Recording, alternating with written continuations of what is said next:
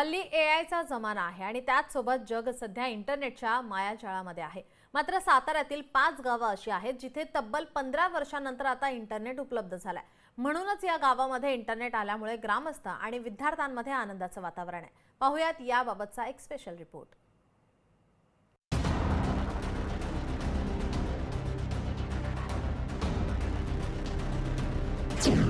साताऱ्यातील अतिदुर्गम 5 गावांत इंटरनेट, विद्यार्थ्यांसह ग्रामस्थांमध्ये आनंदाचं वातावरण।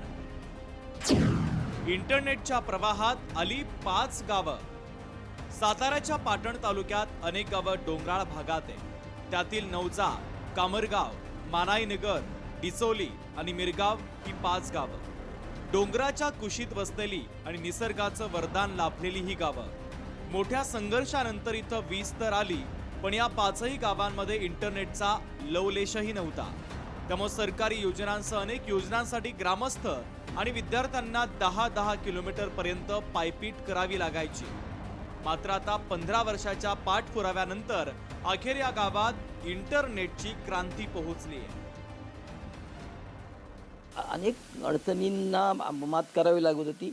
आज इंटरनेटच्या माध्यमातून ही सुविधा झालेली आहे। त्या दृष्टीने खरोखर एक स्वातंत्र्याची पाठ या माणसांनी पुन्हा एकदा अनुभवल्यासारखं लोकांना वाटायला लागलेलं आहे। इंटरनेट नसल्यामुळे ऑनलाईन शिक्षणही नाही। अशा स्थितीमध्ये अनेक पालकांनी मुलांना शहरामध्ये शिक्षणाला पाठवलं होतं। या 5ही गावातील नागरिकांना आपल्या मुलांना फोन करण्यासाठी नेटवर्क मिळेल तिथं जीव धोक्यात घालून जावं लागायचं।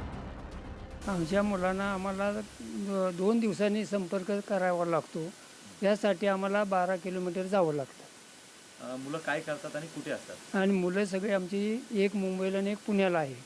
यांच्याशी संपर्क साधायचा म्हणलं तर आम्हाला 2 दिवसांनी 10 ते 12 किलोमीटरवर अंतरावर जावं लागतं। 15 वर्ष अनेक लोकप्रतिनिधी आणि सरकारी कार्यालयांमध्ये खेटे मारले, मात्र गावामध्ये इंटरनेट काही पोहोचत नव्हतं। आता BSNLनं पाहणी करून इथं इंटरनेटची सुविधा उपलब्ध करून दिली आहे। पावसाळ्यात तर आमचं एवढं हाल व्हायचं की एखादं काय घटना घडली तर निरोप द्यायला कधी रस्ता बंद असला तर आम्हाला बोटीनं कोयनेपर्यंत जावं लागत होतं। म्हणजे ह्या नेटवर्कचा आम्हाला एवढा फायदा भविष्यात होईल की प्रत्येक गोष्टीत म्हणजे विद्यार्थ्यांचा ऑनलाईन शिक्षण असेल, रेशनिंगचा थंब असेल, ऑनलाईन थंब असेल, अशा बऱ्याच गोष्टीत आम्हाला त्याचा उपयोग होईल। हल्ली लहान लहान मुलांचं शिक्षणही ऑनलाईन होतं आहे। त्यांचा अभ्यासही आता ऑनलाईन होतो। मात्र या 5ही गावांमध्ये विद्यार्थी या ऑनलाईन शिक्षणापासून वंचित होत आहे। आता या गावात नेटवर्क आणि इंटरनेट आल्यामुळं विद्यार्थ्यांसह शिक्षकांमध्ये आनंदाचं वातावरण आहे। कालपासून रेंज आल्यामुळं सर्व गावकरी आणि सगळ्यांना आनंदात आहोत। आणि ज्या मुलांना आपण ऑनलाईन शिक्षण काय द्यायचं, समजा एखादा व्हिडिओ बघायचा, तर आता आपण इथं बघू शकतो। आणि आहे असंच नेटवर्क हे अविरत असावं एवढीच अपेक्षा आम्ही BSNL ठेवतो। इंटरनेटची सुविधा आल्यामुळं आता या 5ही गावांतील ग्रामस्थांना रेशन घेताना तसंच अंगणवाडी सेविकांना सरकारी सेवांतील ऑनलाईन काम करताना अडचणी येणार नाहीये।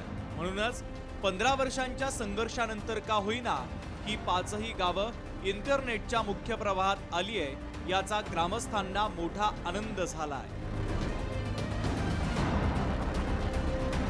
शशिकांत सूर्यवंशी, लोकशाही मराठी, सातारा।